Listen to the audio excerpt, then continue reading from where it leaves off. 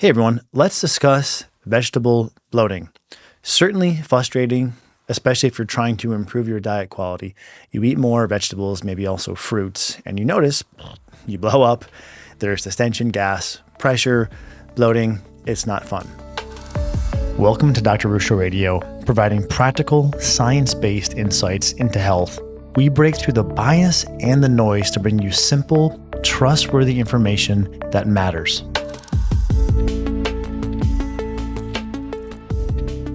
Part of why this happens is a few things have to go right in order to digest vegetables fully. Bacterial assistance. So if there's an overgrowth of bacteria, as in SIBO, small intestinal bacterial overgrowth, or if there's dysbiosis, if there's skewing of the populations and there's not the appropriate balance, or what's also known as eubiosis, being correctly balanced, this can be a problem. And this excessive fermentation by too much bacteria can lead to additional gas, higher pressure, and the feeling of bloating, pain, discomfort, pressure. You also need to have an adequate or somewhat strong, healthy, robust intestinal lining. And as you may have heard vegetables described as roughage, if that lining is inflamed or sensitive, then this roughage can be triggering. And this is where if people have leaky gut, the roughage, the fiber, the vegetables can also be a problem. And the third thing that has to go right is having a healthy immune system, which is tied in with healthy bacteria and healthy gut lining.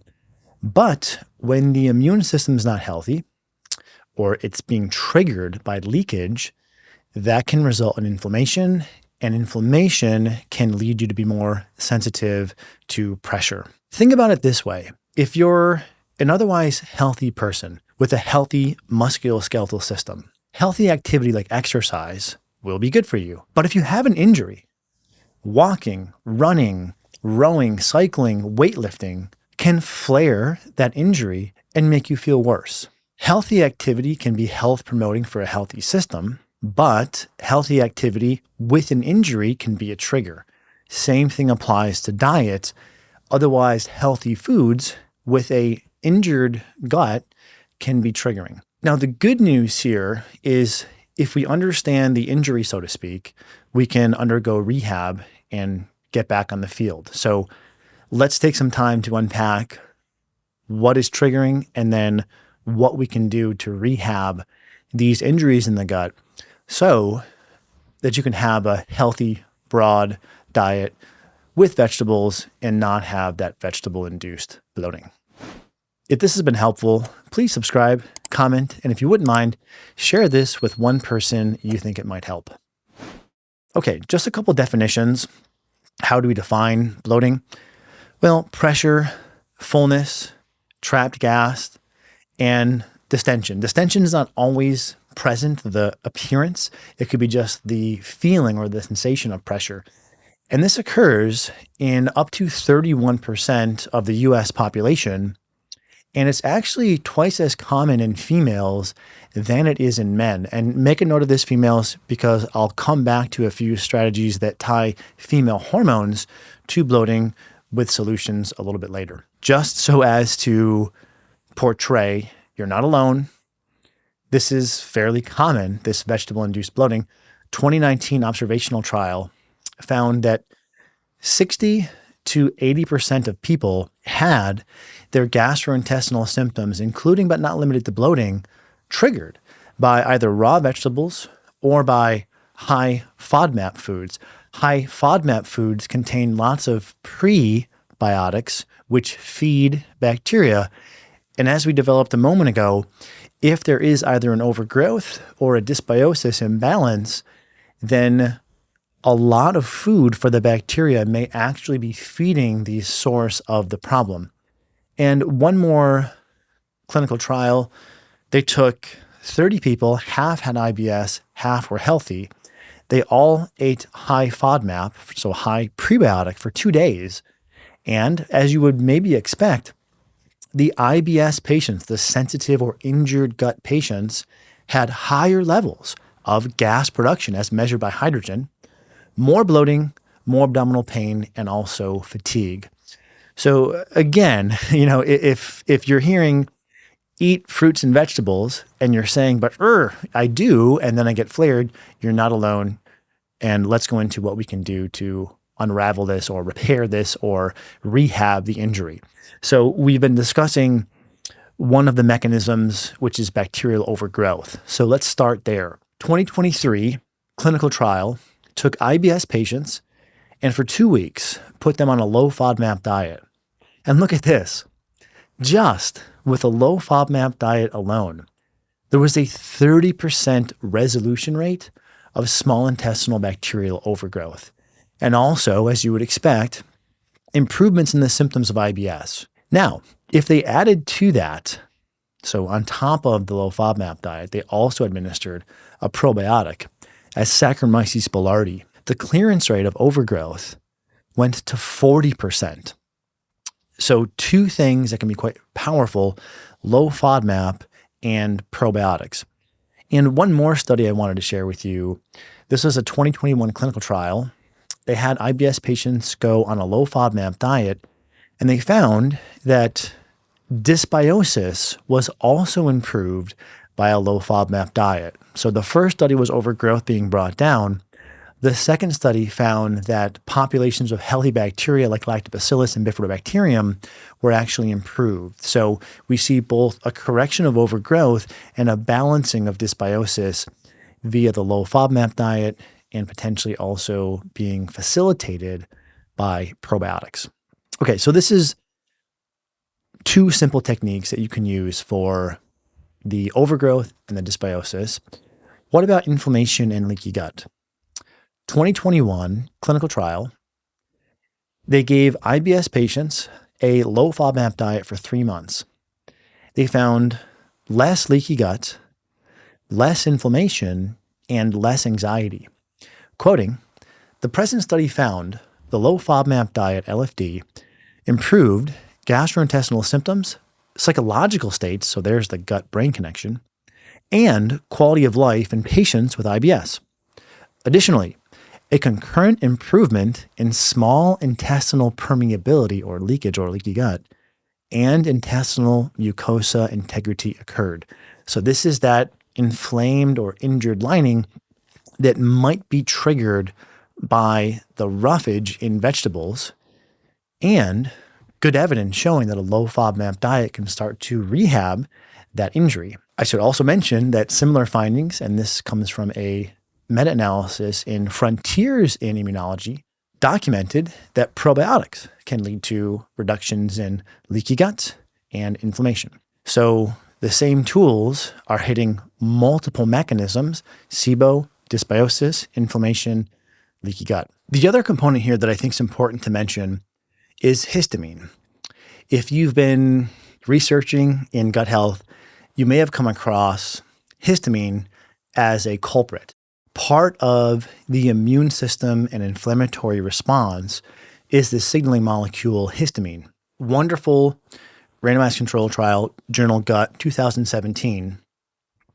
They put people with IBS on the low FODMAP diet for 3 weeks. They found an 8-fold reduction in urinary histamine. And they also commented that histamine is an important signaling molecule underlying IBS symptoms. And these findings have been replicated by others because there was some early criticism of this study having limited or flawed methodology, but a 2021 randomized controlled trial also found the same.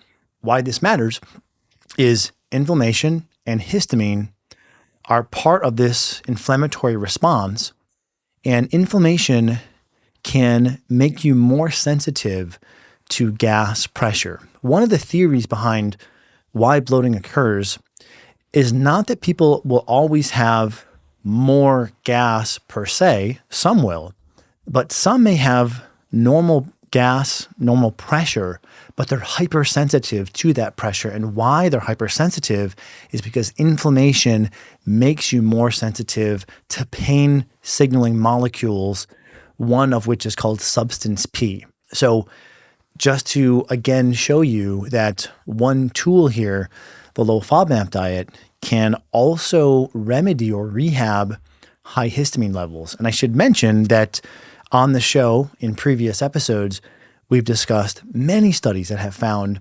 other histamine-mediated condition like environmental and seasonal allergies can be improved by the use of probiotics.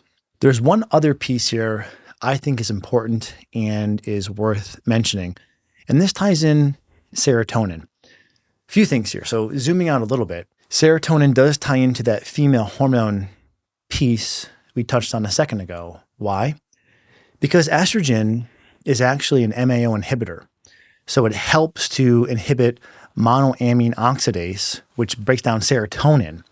And so if you inhibit MAO, you have more serotonin, and this is generally a good thing. This is part of the reason why females may notice that when they're premenstrual, or maybe at other points in their cycle, but when there's a fluctuation of their hormones, most likely it's going to be in the premenstrual phase, their guts are more sensitive. And this might be due to the fact that estrogen is lower, there's less inhibition of the enzyme that breaks down serotonin, so there's less serotonin, and therefore they're more sensitive to the pain and the pressure. But let me tie another mechanism here. Low FODMAP dieting from Tarek Mazawi's group, who's been on the podcast a number of years ago, was shown to be able to increase the amount of serotonin-producing cells in the lining of your gut. And this is what you're seeing here in this slide. And for those of you just listening, I'll narrate. But you're seeing a histology sample, an intestinal lining sample, under the microscope. And they're showing you slices from before and after low FODMAP dieting. What they documented was these dark blue specks are enteroendocrine cells, some of which are specifically producing serotonin. And after the low FODMAP diet, there were more of these dark blue specks. There were more of these cells that produce serotonin, leading them to essentially conclude that the low FODMAP diet seems to be able to resurrect the health of the intestinal tissues so as to be able to produce serotonin and lead to the improvements that we see in what's known as visceral or digestive hypersensitivity. So yet one more way through which a low FODMAP diet can rehab the injury.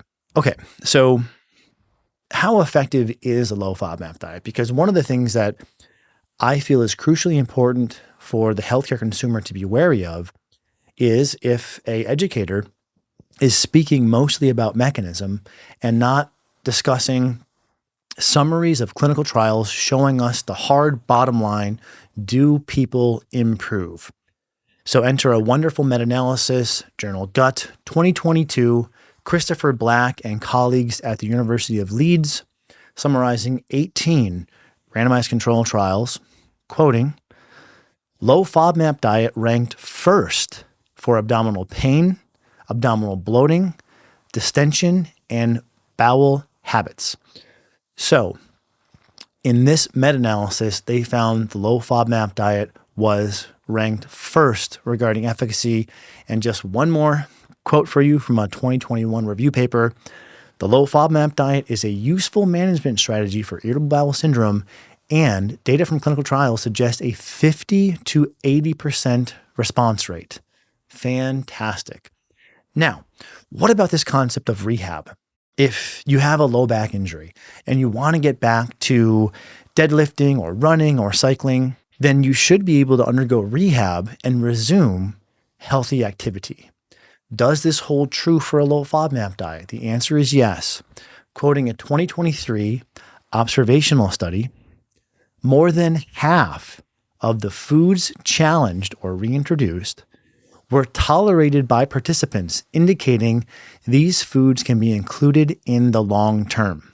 Another way of stating that is after a term on the low FODMAP diet, more than half of the foods that were cut out could be successfully brought back into the diet and consumed long term, which partially supports my hypothesis that we can recover or rehab from the injury in the gut and then resume consumption of normal foodstuffs like vegetables. A different but similar meta-analysis found that probiotics could lead to improvements in lactose tolerance. Not that lactose is a vegetable, but it makes the point of rehab, so to speak, in that the probiotics allowed people with dairy intolerance, or specifically lactose intolerance, to consume dairy again and not have the diarrhea, pain, and presumably bloating that accompanies lactose intolerance, likely because of the healing that occurs in the gut. Okay, so let's distill this down to some recommendations. Obviously, the low FODMAP diet. The initial trial, wherein you should be able to see some sort of benefit, not complete resolution, but a signal that you're improving, 3 to 4 weeks. That's your first fork in the road. If you're improving, continue. There's pretty good evidence that the low FODMAP diet, when you reintroduce and personalize after the first 1 to 3 months, can be used in this personalized fashion for 6 to 12 months. Remembering that over 50% of the foods can be reintroduced. So it's very important for me to clarify. I'm not saying strict low FODMAP long term. What I am saying is stricter 80-ish% compliance for 1 or 2 months and then reintroduce the tolerance. We will link to a few low FODMAP diet guides we have compiled. One is standard, one is vegetarian, and then one is essentially gluten-free and low dairy for people who are also following sort of an elimination diet. And we'll link to the University of Monash low FODMAP diet app. Low FODMAP diet synergists, probiotics. The long short here is any quality probiotic formula should suffice.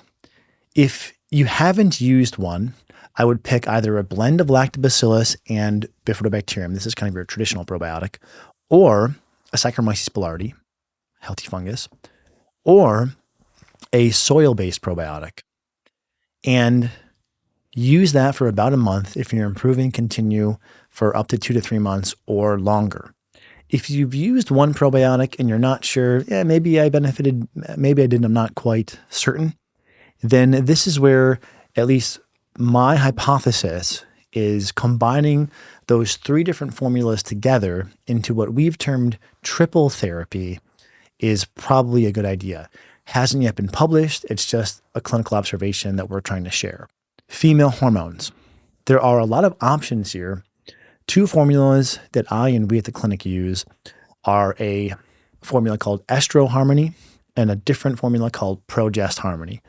Estro Harmony is built around black cohosh and dong quai, and then Progest Harmony is built around Vitex, aka Chase Tree. Either one of these is fine. They both have pretty similar data showing improvements in PMS or in menopausal symptoms like hot flashing. You can use both. One formula is probably sufficient. I used to use the 2 together, and now in most cases, either one seems to be just fine. And does it matter in terms of your age or your symptoms? It really doesn't seem to, because these herbs tend to be adaptogenic, meaning they bring the hormones back to where they should be. So for ladies out there who've tried the diet and tried probiotics and given that some time, right? Don't be too quick to stack on a lot of therapies. But given the low FODMAP diet and say probiotics, maybe 2 or 3 months. If you're not fully responding and you're noticing a cycle correlation to your symptoms, this is when a female hormone support that's herbal in nature could make sense. And a lifestyle reminder. We've shared this study on the podcast in the past, but I think it's so landmark, it's worth repeating. A 2021 randomized control trial pitted prokinetic medications versus taking a walk after a meal. And after 1 month, they found that the walking group had better improvements in the than did the prokinetic medication group. So pretty fantastic to see that a lifestyle intervention is more powerful than a prokinetic medication.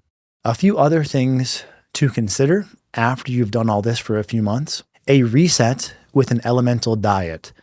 Elemental diets are liquid meal replacements that are low or no fiber and prebiotic, very easy to digest, allowing rest for the gut.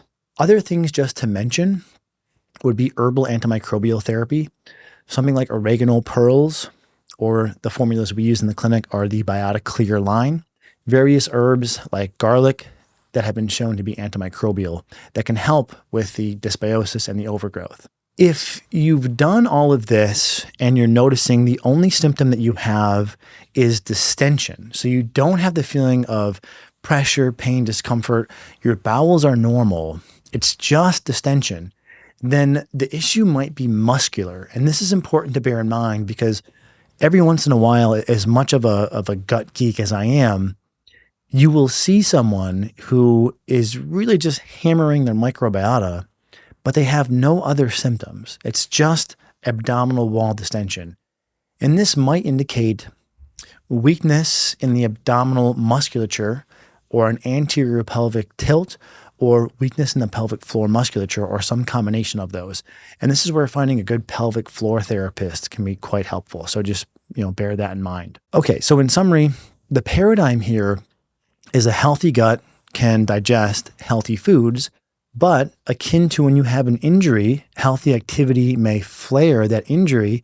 We need a rehab plan to balance SIBO, dysbiosis, leaky gut, immune activation, histamine levels being high, and potentially improving levels of serotonin in the gut. The foundational tools are low FODMAP dieting, probiotics, and walking, and then consider other adjuncts like female hormone support, herbal antimicrobials, and tending to the musculoskeletal system in case you just have distension without any gas, pressure, pain, or bowel abnormalities. Okay, well, hopefully that helps you sort of rehab from vegetable bloating. And as usual, I hope you will comment and share your experience. Okay, guys, talk to you next time.